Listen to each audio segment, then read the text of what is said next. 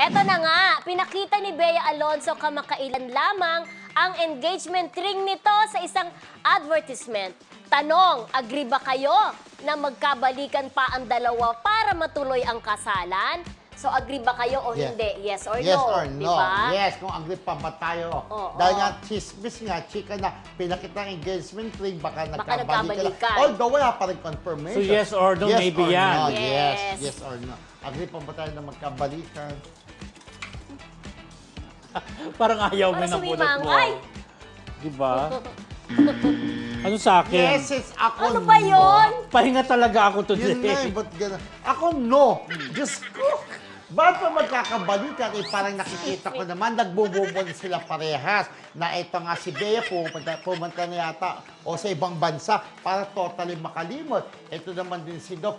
Eh, gano'n rin, gusto na rin makalimot na lagi niya nang kasama yung mga grupo ng kanilang mga friends, di ba? Na hindi niya dati nakakasama. So, one way yun ang pagmumubo. So, para sa akin, no need na magkabalikan pa sila dahil masaya rin sila sa buhay ng isa't isa na hiwalay.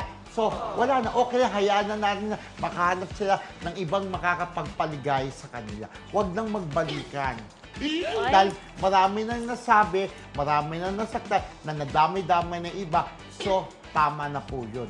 Ay, hindi. Dapat kumbaga agree naman tayo na magkabalikan, di ba? Sabi nga natin, hangad natin na magkaayos ang mga couple. Yun naman ang laging hangad natin dito sa Marisol Academy. Ba't naman ayaw mo magkabalikan, Kuya Romel? Eh, bago gusto yung magkabalikan, eh, nung ako, di ba?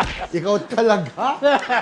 So, no. Tsaka hindi pa. Kailan lang sila naghiwalay? Wala pa sila dun sa moving on stage. Nasa moving on No, stage na. paano mo alam? Nag-abroad na nga si Kababalita nga Bea, lang di ba? natin na si Dominic Roque gumagawa pa rin ng move para ma-win back niya ang heart ni Bea. Nagpupunta siya sa bahay, baka sakali, o nag-sleep over pa nga raw twice, o nandun lang siya sa sasakyan niya sa labas. Ibig sabihin is, umaasa pa rin na magkabalikan sila. Ang hirap itapon din nandun na, nag-engage na, papunta na sa kasal. Kung magagawa mong isave, why not? So para sa akin, I agree ako na magkabalikan sila. I'm sure mahal pa rin nila ang isa't isa. May natitira pang pagmamahal sa mga yan. Wala nang dapat i-save. Kasi ginawa na naman nila before, di ba? Na tinry nilang i-save dahil nga engaged na. Kumbaga, one step ahead ba tawag yun? One step Forward. forward na lang, kasal ng kasunod. Pero hindi naman yun nangyari. So, kumbaga, sinubukan na nila dati na magkabalikan pero wala rin nangyari. So, bakit pa ulit ipipilit ang isang bagay na sa tingin nila ay hindi nakapilit-pilit? So, bakit pa kailangan magkabalikan, di ba?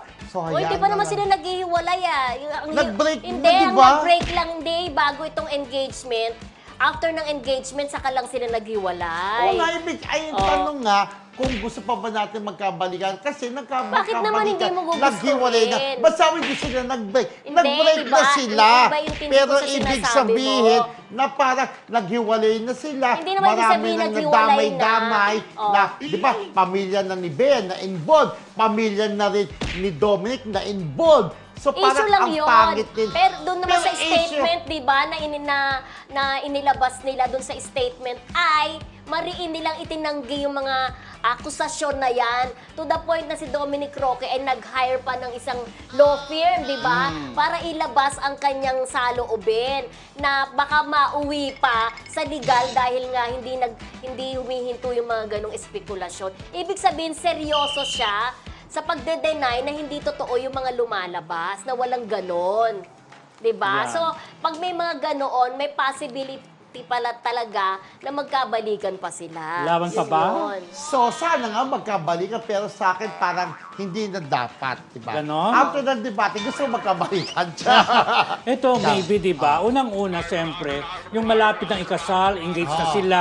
So, agree ako na dapat magkabalikan. Sa isang banda, sabi mo nga, di ba, yung nasa proseso na sila ng move on, at saka, kumbaga, parang sinubukan na nilang i-save, tapos, di ba, Wala nang siyempre, nangyari. bago nila gawin yung announcement na hiwalay na sila, pinilit nilang maayos ang mga bagay-bagay, Oo. di ba?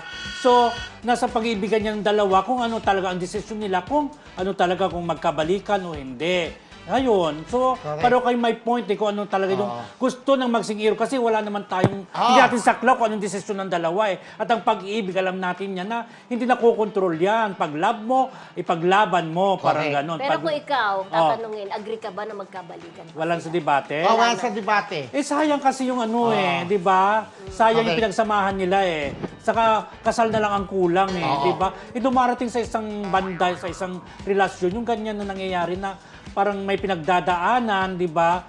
Eh, dumating sila sa point na bago yung kasal, maganda nga yun kasi pag nagkabalikan, magiging matatag na sila. totoo Kasi yun. alam na nilang pagkakamali na sa Correct. Pero ako, syempre, wala na rin nga sa debate. Gusto ko rin naman na magkabalikan. Lalo nga yung mga bali-balita na gumagawa ng talaga Ng way. Si Dominic para ma-win back Manuyo. ulit itong si Bea. Sana Correct. tingnan na lang natin kung anong susunod na kabanata. Magkakabalikan nga ba talaga o yan ay bali-balita lamang. Malalaman natin sa mga susunod na kabanata ng kanilang love life at dito nyo lang po malalaman yan sa Marisol Academy kung magkakabalikan talaga. Of course, siyempre, yung mga nanonood sa atin, ano Oo. opinion nila dyan? Correct. Kung agree ba sila na magkabalikan, sina Bea Alonso at Dominic